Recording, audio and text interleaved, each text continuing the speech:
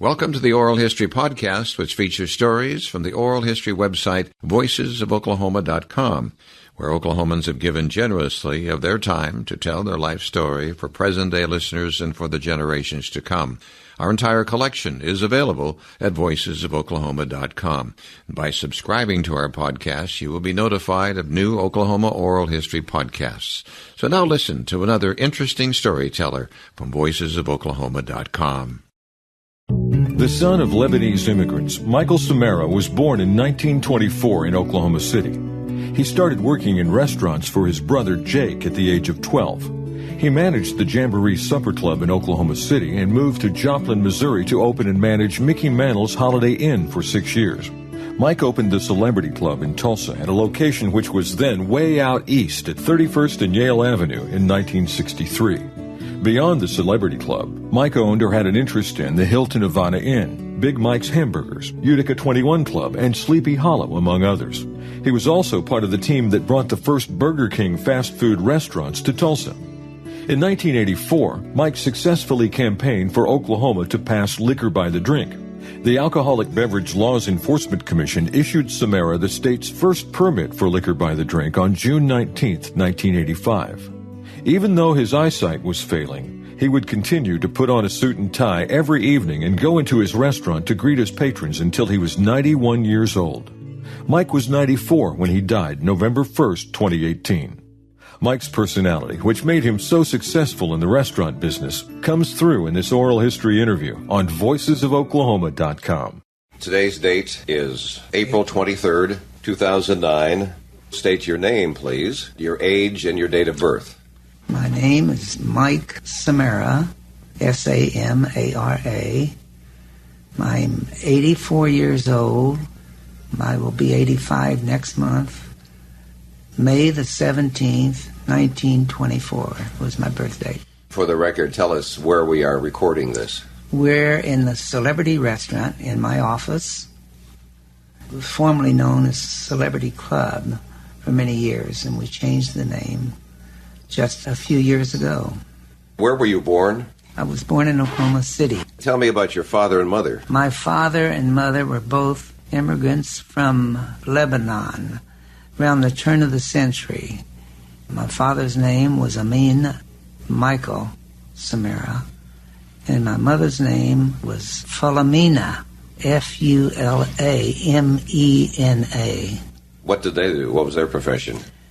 My father had a business meeting trains, delivering suitcases and wardrobes or whatever they brought with them. My mother was a housewife. I was the youngest of 10 children. Did your parents live to be old age? Yes, they did, but we thought it was then. But, in today's standards, my mother lived longer than my dad, quite a bit. She passed away, I think, in 1971. Maybe it's in 70. But my father died in 1948. Birth records, there were none for them, so we just had to guess and estimate their ages. Let's talk about your life. You're the youngest of 10 children. Of 10 children. Mm-hmm. Was that tough? No. As a matter of fact, all of my sisters just really catered to their brother. They were all married. And me being the youngest, I seemed to have gotten as much or more attention than the others. Where did you go to school over there? Went to Central High School in Oklahoma City. Right after World War II, I started back to OCU, Oklahoma City University, but I was working. My brother had nightclubs. This was immediately after World War II. I was working for him. We had showgirls, live bands, comedians that came from vaudeville about that era. How old would you have been then? Let's see, I was born in 24, and that was 48. So 24 years. So what was the name of the club in Oklahoma City? We had one called the Jamboree Supper Club, and he had one called the Derby Club. He had other places, but those were the two main ones, and that's the one where I was working, the Jamboree.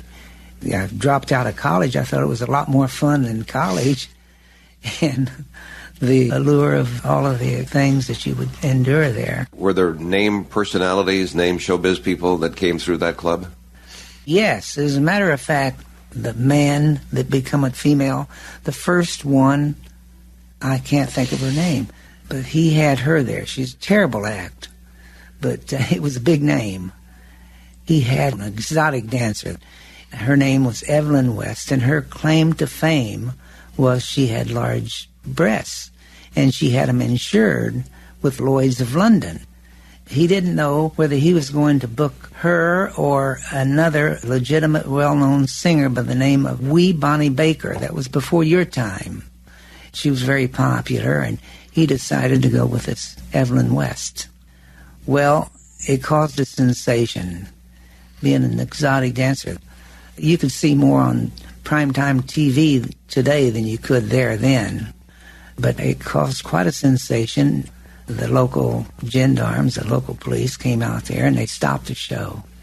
And they took her down. I don't know what the charge was, but it wasn't a felony, though.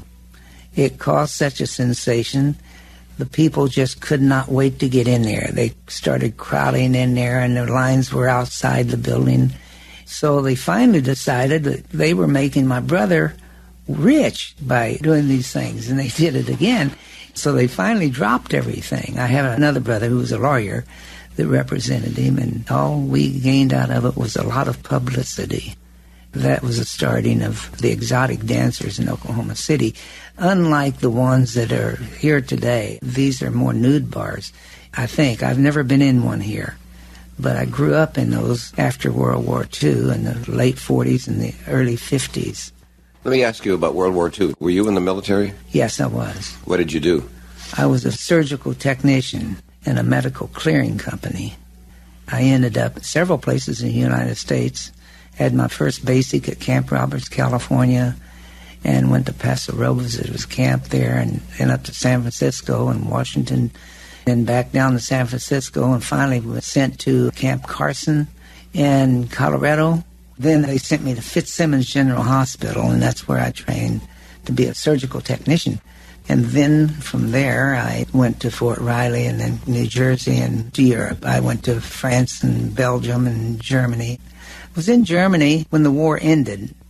They were assembling troops, a large number of them, to go direct to the Pacific war zone. I became ill with appendicitis, and I was in the hospital. I thought I was going to get out to go with my outfit. I'd been in there a couple of weeks for an appendectomy, which is a long time, but the appendectomy there was about 6 inches incisions. Anyway, I missed going with my outfit. I stayed in Europe until I was sent back a year or so later. Let's pick up on your life then as you were with your brother in the Jamboree Club in Oklahoma City. And again, you were about 24 years old. Yeah, about 23. So they had this publicity. Do you stay there with the Jamboree Club for a while? Yes, I was there. And he put me in charge of some things, and pretty soon I was managing it. In 1956, I met Mickey Mantle. He started coming in there. We become friends, and a man who was more or less his benefactor, a man by the name of Harold Youngman, H.D. Youngman, a well-to-do road contractor, as a matter of fact. He was one of the main, if not the main contractor on the Will Rogers Turnpike.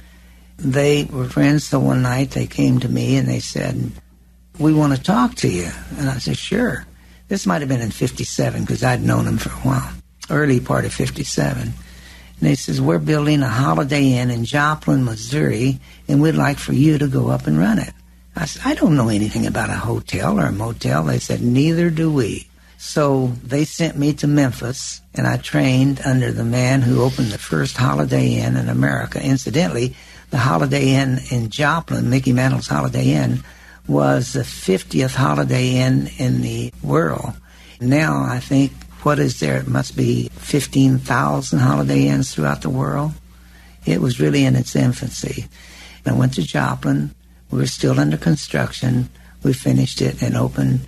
It was 56 or 57 that he won the MVP award. He was already well-known then, so well-known that wherever he would go, he'd attract a crowd. But great guy, just a wonderful friend. We become very good friends, and we ran around together. How would you describe him beyond that he was a great guy at that time of his life? He was rather humble. He was very shy, very shy. He eventually grew out of that, and he was a very generous person. very generous. I think there were times when his teammates might have taken advantage of him. But he was just a nice guy, and of course my association with him was such a good friendship. When I went to Joplin, he spent a lot of time there. What's his connection to Joplin? His home was Commerce, Oklahoma, which is just a few miles from Joplin, right across the border. I got to know his mother. I never knew his dad. His dad died before I was there. I got to know his aunt. He had twin brothers, and I really didn't know them. I met one of them later. Did any of the other Yankees ever come to visit him? Oh, yes. Like, who would that have been? Whitey Ford came. I don't know whether Billy Martin ever got there or not, because Mickey's wife wasn't too thrilled with him, because he had a tendency to drag Mickey out, and they would go out and they would drink and have a good time. Yogi Berra was there, I think, and Warren Spahn was there. Of course, I later knew Warren here. He used to come in here. He lived here. There were a bunch of them. I enjoyed 2 years there. I went there in 57. And in 59, my brother called me. The club that he had in Oklahoma City was directly across the street from the state capitol. And he said, if you'll come back, you can take the club and do whatever you want to with it. Oklahoma had voted legal liquor. That's why he called me. Not liquor by the drink, just legal liquor in liquor stores. I came back, took the club and remodeled it, changed it, and named it Shangri-La. And it was a private club. Prior to that, the Jamboree became a private club, too. I was doing very well and enjoying it. And the governor, who was J. Howard Edmondson, decided that they were going to build some new office buildings across the street, just north side of the Capitol. They condemned everything by eminent domain in a 4-block area, square 4 blocks, that took the club, the restaurant where I was, and my house. I had a house in that area. To build those 2 new Capitol office buildings right where the Will Rogers and the Sequoia buildings are now. That was the very spot where I was, in that Sequoia building. But it was probably the biggest break in my life because it sent me to Tulsa. Why did you go to Tulsa? Well, I had bought a liquor store over here, and I had a little restaurant on 11th Street next to the liquor store, directly across the street from where TU, University of Tulsa, is. Now that location is a Arby's. They bought the property. What was the name of it? The liquor store was Stadium Liquor. The restaurant, when I moved over here, was Sussie's Pizza. You had purchased this liquor store in Tulsa. Yes, I was living in Oklahoma City. I wasn't running it. I had a lady running it. And then the pizza place. Mm-hmm. How long did you have that? A few years. I had a partner in there, and he ran it. We changed the restaurant, made the library restaurant out of it. It did very well, did fine. We eventually sold it. But I was in the liquor store in 62, and a man that later became a very dear friend and partner, it was a liquor wholesale salesman, came in and we greeted each other. I really didn't know him. He didn't know me. And he was telling me about a little club out east of town. Well, remember, we were at 11th and College. He said it was really a cute place, and he was very complimentary about it. And he asked me if I would like to go out and see it. And I said, yeah, I'd go out. I'm not doing anything. There was a little bar half the size of my present lounge. And they had no food. It was just a bar. It was a private club. 2 men. The second man was running. It had been open less than a year. He was losing money. The first man went broke. The third man came in after that. Well, they had called and asked if I'd be interested in leasing it. And I said, no, I wouldn't. They told me what they wanted. Later, a man called me and said he would like to sell me the Celebrity Club. And the name of it was the Celebrity Club. And I kept it. I asked what he wanted, and he told me, and he said he would carry it. I knew nothing about Tulsa then. So I called a friend of mine who lived here and knew the city, asked him if he thought that was a good deal. He said, yeah, if you think you can make it. And I said, I can make it. 3 people had already gone broke in 1 year in here, maybe a little over a year. You're talking about this location? This location, 31st and Yale. This friend of mine, when he told me about this little club, I said, where is it? He kept saying, east of town, way east of town. Finally, I said, well, where east of town? He says, way out there, 31st and Yale. Which way out? It's a 2-lane street here. Well, I ended up buying the little bar, had no food, and business was good, very good. I took over on February the 18th, 1963. Incidentally, that was the same night that a disc jockey, a very well-known disc jockey that used to be with you, Johnny Martin. And KRMG. KRMG. That was the night he started his show on the radio, which was big band music. Great disc jockey, wonderful music. Every year on February the 18th, as long as he had that show, he would call and dedicate the night to me. Because you both had started. On that very same day. In 63, you just had a bar here. That's it. I put in food very shortly, within a matter of months. It was a very small kitchen, very small room, the lounge. The food was good. We did well with it, and then decided within a year to build on.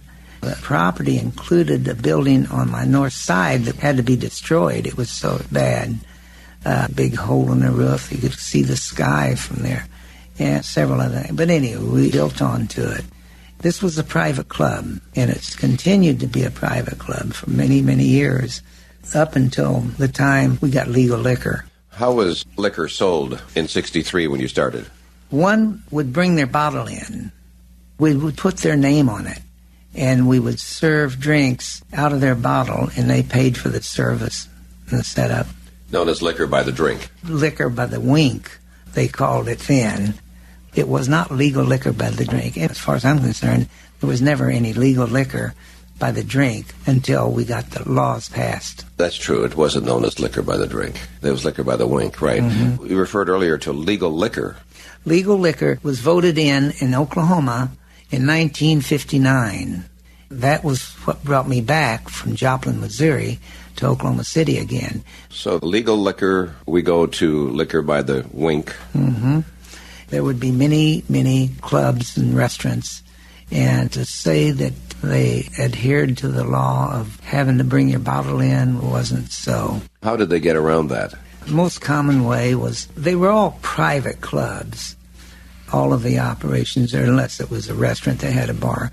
They would put names on bottles, whether it belonged to them or not, and they'd say, this is out of your bottle, but they would actually be selling you a drink out of their own bottle, out of the house's bottle. So there were many raids on these clubs by the Liquor Commission. Yes, there was. Were you ever raided? No. I was very fortunate. We operated pretty tight. Someone walking off the street, we wouldn't serve them. But you had them come in and investigate you probably. Oh, yes. Yes, they have. They came in once. They were upset because they couldn't find anything wrong. So the arresting officer said, well, we're going to cite you. I said, for what? He said, improper display of a club license. I had it in the office, and they said, see, it says on here, must be posted in a conspicuous place. It was such a minor charge that the chief of police called me and says, put that thing up on the wall, put a ribbon on it, do anything. It was really irritating and got a lot of notoriety and publicity, but that was it. We operated that way in Oklahoma for many years. Many years. Many places would get raided regularly, and they just figured that as part of the operating expense. We enjoyed a nice business. Our strong suit became food.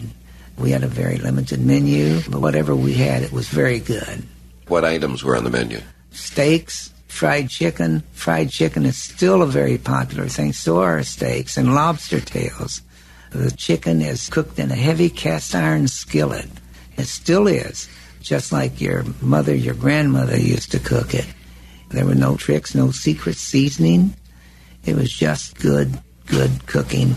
The lobster tails are cold water tails. I started with those and still do cold water lobster tails. They're marvelous. They're wonderful. You were here, worked the club and the restaurant, and greeted people. This was very much about you, Mike. Oh, I don't know about that. I was here, and recognition of customers certainly helped. To remember their names, we worked at it. We really did. I did. I was younger then. My memory was better, and I did all right, in remembering people's names and remembering something about them to bring it up. Well, I think I did that with you yesterday. You did. So you worked at that. Did you ever Yes. take notes? Well, once in a while, if I think I couldn't remember, I'd write the wife's name or somewhere down and go back and look at it. So when they came in that door, That's right. That's right. that was building the business. Service. There are two things in the restaurant business that you need to succeed. Number one is food. Number two is service. If you don't have those, you're born dead. You're not going to make it. I think probably the third most important thing would be consistency. There are many other important things that you should do, but if you don't have food and service, in fast food, service is equally or more important than food itself. We were very, very fortunate here to keep some good help and keep that service going. And as I said, I was here every night, and recognition of people and their names, the most magical word in the world to them. What were some of the names of the employees, the waiters and waitresses? You remember any of those? Oh, gosh, yes. It was a pretty nice place to work, I think, because I had one lady that was here for 27 years. She was a cashier. Her name was Shirley Smith. Last year she passed away. Then I had one server that was here for 20 years. I had a bartender here for 18 years. The bartender was Tommy Ray. He was a very, very good bartender and nice guy. The waitress that was here for 20 years, she's still working. I talk to her a few times a year. She is food and beverage manager at a country club in Arkansas. She's been there 20 years now. Gee, I went through dozens and dozens of servers all that time. People who worked here probably followed you in your remembering names and all that, so it wasn't just you, it was others. Yes, You told them to. I had a very dear friend who had gone to school together in Oklahoma City growing up. I got him in the business. Actually, he came with me after I moved back from Joplin to Oklahoma City. He was with me at the Shangri-La there. He worked several restaurants and clubs in Oklahoma City after I left Oklahoma City. Then he eventually came over and joined me here. I don't know whether you're familiar with Oklahoma City or not, but his name was Junior. He was here, and he had an opportunity to go to Oklahoma City and put in a place, and he called it Junior's. It's still going, still there, although he isn't. He's long since passed away, but he patterned it after this place. The man that has it now is still doing a similar type thing, and he's doing well. Yeah. And that's been since before the oil boom. Back, when was that? In the 70s, Right. Early 70s. He did very, very well. Your business has been in the 60s, 70s, 80s, 90s, and now the thousands. Yeah. As you look back at all of those years, were there peaks and valleys? Were there times that you thought you couldn't make it? I don't know that there was ever a time when I didn't think I could make it, but there were times when it was really slow and I probably lost money. I'm sure I did. But always there was enough excitement here to where I stayed. You never thought about quitting No, I never or have. closing the doors? No, I haven't. You've got a ton of stories of people, don't you? Yeah, but at my age now, my memory isn't so good that I can remember them all. I guess I do as well as anyone should for my age. I guess that was just your way of life. Yeah, it's something I really, truly enjoy. I guess that would be your advice to anybody who gets into any kind of work. Oh, absolutely. They have to. How many people do you know that really, really enjoy their job, their profession? You kept all these late hours, 2, 3 o'clock in the morning. Unfortunately, it took its toll on me on that. My wife, we divorced in the 70s, late 70s. But we had 3 wonderful children. We're still a very, very close-knit family, and she has since remarried, and her husband died, and then she remarried again, and we're together on every holiday. A great, great relationship. Would you blame the business? Absolutely. Because you were gone so much? Yes, no question about it. It was my fault. Did you remarry? No, I haven't. I've been seeing a lady now that I'm with 16 years. We don't live together. There are celebrities who came through this club. Oh, yes. Celebrity Club was not named for that. It was just a name, but we have had many celebrities. Bob Hope. Tell us about that. This was in the 60s. He was at the peak of his popularity, which carried on up through 2000. Someone called and said that he was coming out. He came in, and we had a full house. I've never seen this happen before or since then. He came in, and when he stepped into the dining room, everyone stood up and was applauding. I'm sure that he had had similar type incidents happen with him, but I know that he was very pleased, and none of the people came up and bothered him and asked him for autographs. He enjoyed his evening. Other personalities that have come through here? Well, of course, Mickey, every time he'd come to town, he would be out here, Mickey Mantle. There have been many, many famous names to remember. I don't remember all of them. Everything from Henry Mancini to Al Hurt. It's interesting how he came out here one night. He did a concert downtown. He said, "Where can I go and get a good lobster?" And Jay O'Melia was in the audience. You know Jay? Yes. Jay is a good friend of mine. Wonderful, great artist, great artist. Jay stands up and hollers, "Celebrity Club." Sure enough, here he comes. Pretty soon, here comes Jay after him. There's a lot of people followed him out here. You had a relationship with Don Tyson. Yeah, I still do. Several years ago, this was just within the last 10 years, I had met him years ago through a mutual friend. He came in for lunch, and we were full in the dining room, so they seated him in the lounge. I passed him 2 or 3 times, and he stopped me, and he said, "Pardon me." He said, "Are you the manager?" And I said, "Yeah." He says, "My name's Don Tyson. I'm in the chicken business." Little understatement. And I says, "Oh, I've met you." And we reminisced. And I said, "I think we have some mutual friends." And one of them was a very good friend of mine, had a barbecue place over in Fayetteville. And I asked him, Herman Tuck. And he said, "Herman and I were roommates in college." So we got acquainted, and he started coming back. I'll see him sometime this year, once or twice. His daughter showed, I don't know what kind of horses. It might have been Appaloosas. Every time she would show, he would come here, and he would always be out here a couple nights and enjoyed it and bring people out. One of his very close friends is Willie Nelson. He didn't bring Willie out here, but he brought his band out, and then they sent some food to Willie. I think he's going to appear here in person in October. If he does, if Don's not off fishing, that's his passion, deep-sea fishing, he'll probably be here. And if I ask him, he'll bring him out. There's a story about Willie Nelson that you need to tell. Oh, it's a long time ago. You know it. I tell a story. I personally did not see it. I was here, but I had a man working for me. And as I said, we were a private club. We were careful about who we let in.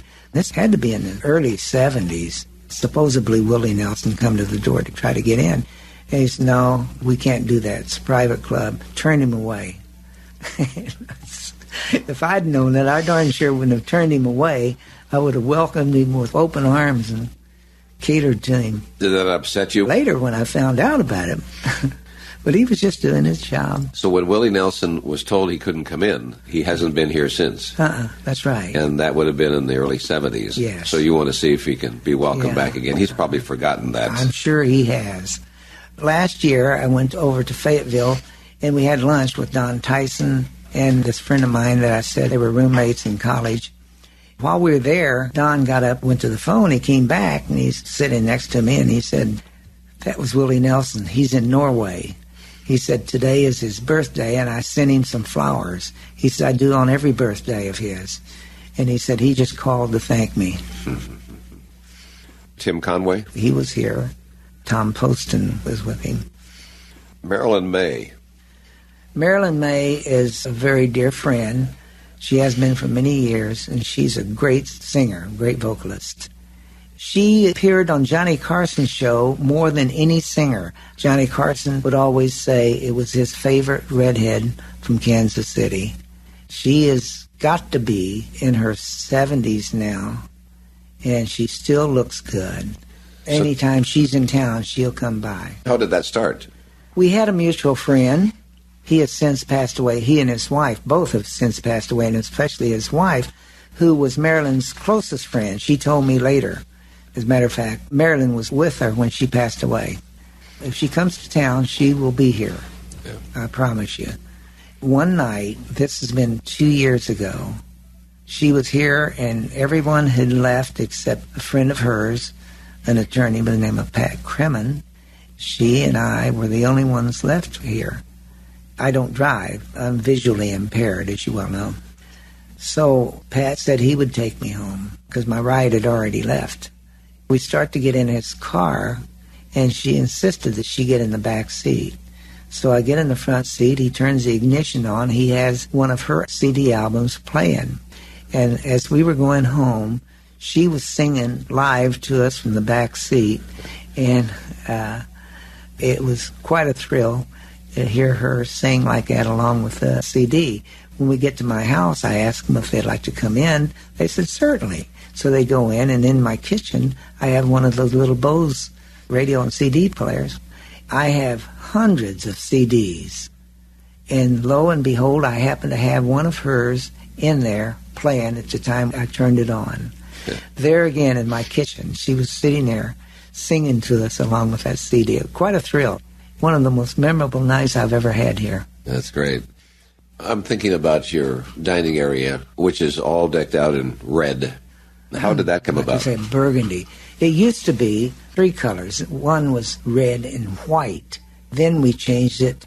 We had a fire in '66, and we rebuilt it and came back, and it was red and black flock, which was popular then. Then about 15 to 20 years ago, we had a total remodel. We closed down, and everything from the floor to the ceiling was replaced. The carpets, the walls, the fixtures, every piece of equipment in here was replaced. It's worn well. We take care of it. You know, there's a lot of age on this building. It's a constant maintenance problem, but I think that it's in good shape. While you were here running this business, Celebrity Club, you did invest in other businesses. Well, I had another club that was really kind of a dream club. It was Utica 21. I opened it in 1976. It was on top of Utica Bank Building, and it was really a beautiful place. 21st in Utica. 21st in Utica. The chairman of Utica Bank at the time was a man by the name of Vic Thompson. He wanted a club restaurant up there. He talked to me, and we visited and finally agreed, and he made me some very favorable offers on financing. So I opened it, and it was doing well. It was a very beautiful place. Was that a private club? Yes, it was a private club. They had to pay a membership there. I never charged for memberships here. And that was before Liquor by the Drink was voted in? Yes, long before Liquor by the Drink. But that was a private club, and you had to join for how much? Do you remember how much it was? It was just $100. And then there was an annual fee. Everything went well, and then I become ill. I had colon cancer, and I asked for the prognosis, and they said, you've got to divest yourself of all your innards. Wait a minute. That doesn't sound good. But cancer was stage 4. But fortunately, I survived. In the interim, though, I had to sell the place, and I had to almost give it away, and then I carried the biggest part of the note. The man did well for 5 years after he purchased it. But unfortunately, he didn't make it. He had some problems after 5 years. Interesting thing on the name of that club, Vic Thompson, who was the CEO and chairman of the board of Utica Bank, his favorite place in the United States was the 21 Club in New York City. And we mulled over names. We looked down on Swan Lake there, so all I was thinking was something Swan on the name of the club. So one day I'm driving in there, and I get to the intersection at Utica, and we're on 21st. I said, gee, what a great name that would be. So that's how the name was created on Utica 21. 21st in Utica. Many people thought that it had some connection to the 21 Club in New York City, but nothing. What are your overall recollections about the city of Tulsa itself? Because even in the early 60s, downtown Tulsa was still quite vibrant. Yes. When I came here, Bishop's was still open 24 hours. And Bishop's was? A restaurant downtown, and it was a good restaurant. Some of their old recipes are still sought after, and they're still famous. Some of the things that they did. Did you have competition to the Celebrity Club? Yeah, I think so, but not much. Who would it have been? Well, when I came here, the top restaurant in town, in my opinion, was the Louisiane. A man by the name of Herb Kohlmeyer had that. And it was a very, very nice restaurant, really nice. I took my interior designer over there before he decorated his place. He was out of Oklahoma City. He looked at that and he said, I can beat it. I says, good, go for it. And that was how he designed this. He did not do it the last time we remodeled, had a total remodel. A local lady, interior designer, did it. She did a nice job, I think. So in the 60s then, it was those two fine restaurants. There were others. There was the Petroleum Club downtown, which is real private. I don't remember when the Summit Club started, but it's been here a long time. And they really do a nice job. They have done, and they still do. Their service is really good. Were you interested in food from a chef standpoint? Preparing it myself, personally? No. Now, I have, in the early days, jumped back there and helped in the kitchen run a broiler or something like that. I was young. Nothing scared me then. Did you ever have a house full of patrons and electricity went out or plumbing went out and you're asking yourself, what do I do now? Oh, yes. I've had all those problems, John. All of those problems. Power failure, but plumbing on several occasions. I've had plumbers out here in the midnight and all night. The same thing with electricians. Those are hazards that you're going to encounter. People get upset? No, not really. That's amazing. They were very, very nice and very acceptable to the problems. Your businesses, other than Utica 21? Oh, I had some hamburger places, kind of upscale hamburger places called Big Mike's. Had 3 of them. They're beautiful hamburger places as far as hamburger places. 3 in Tulsa? Yes. There was one in Southland Shopping Center.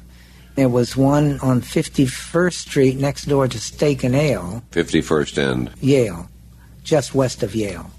Then there was one at 36th and Sheridan. But a friend of mine and I sought the Burger King franchise. We got it, but they said I have to get rid of my Big Mike's because it was a conflict of interest. I didn't think it was, and I don't think it is now.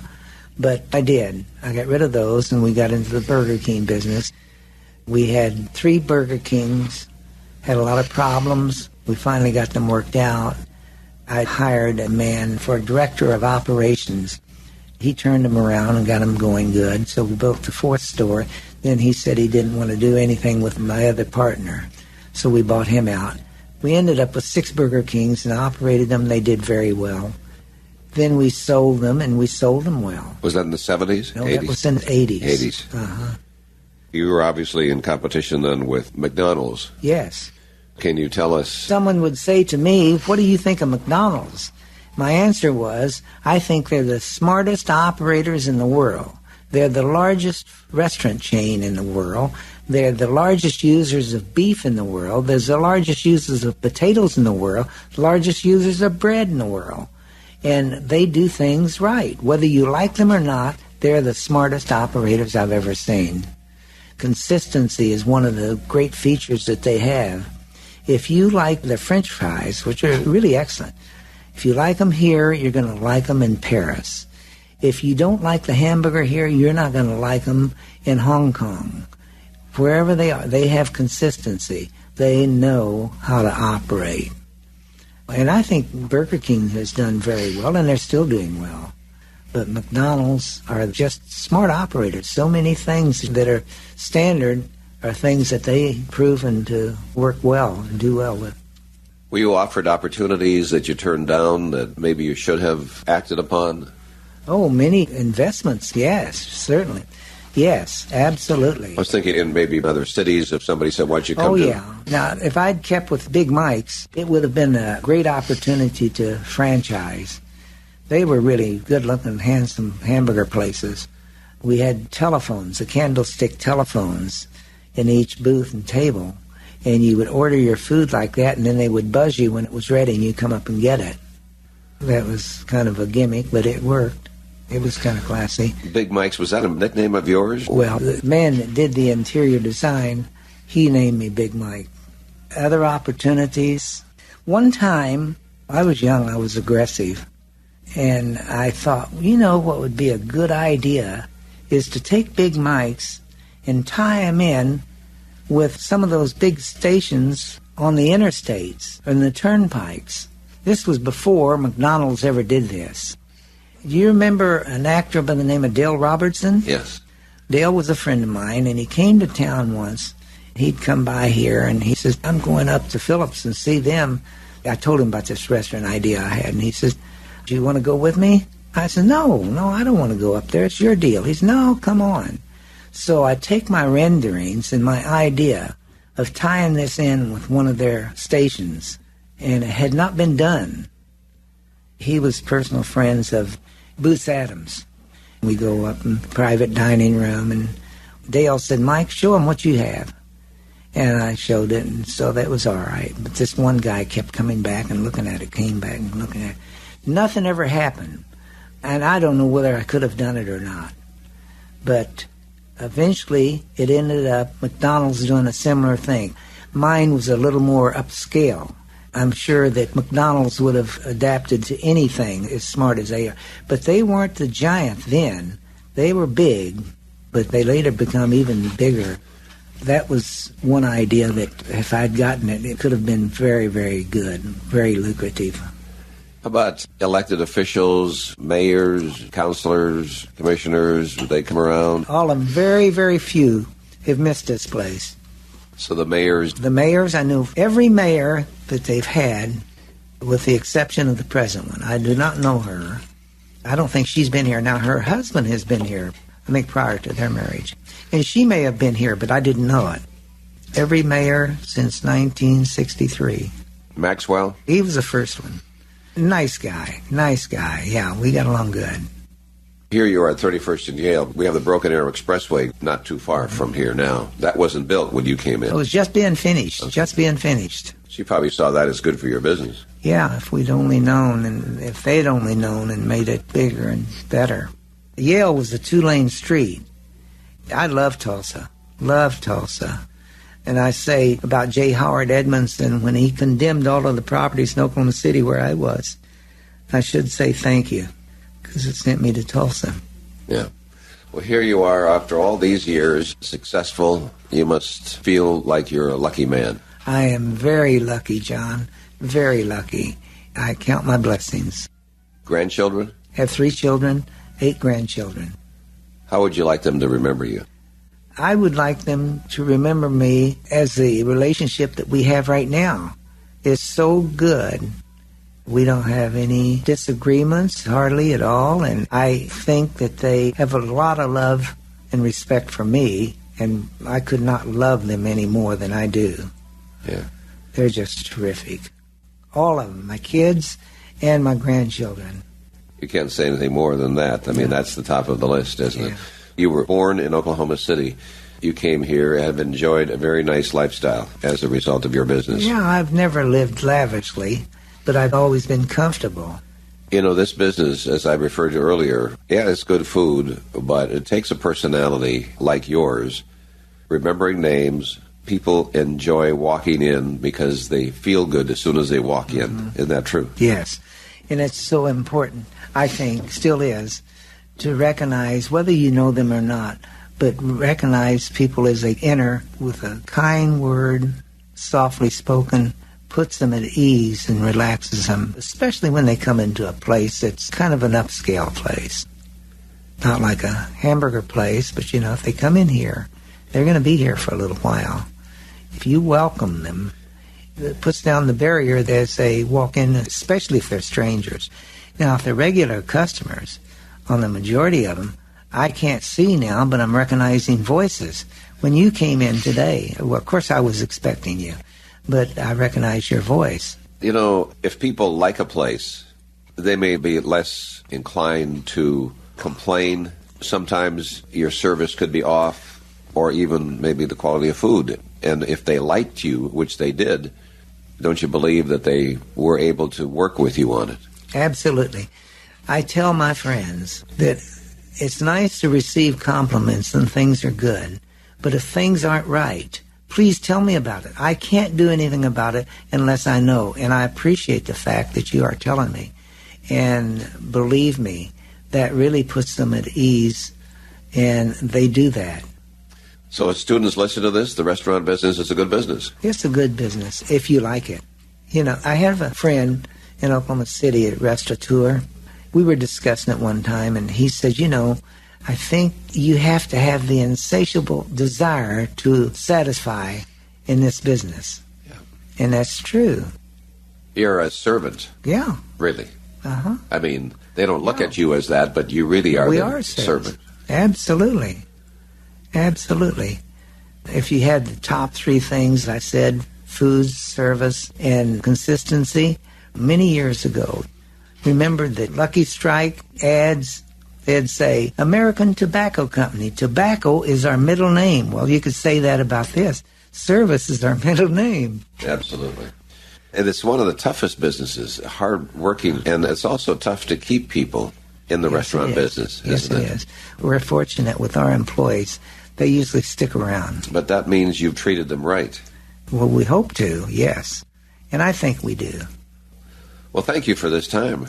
Well, thank you, John. I've enjoyed the visit. You're a fixture in this city, and you belong in the big names that we have in our city, and I appreciate you giving our time. Thank you. That's very kind of you.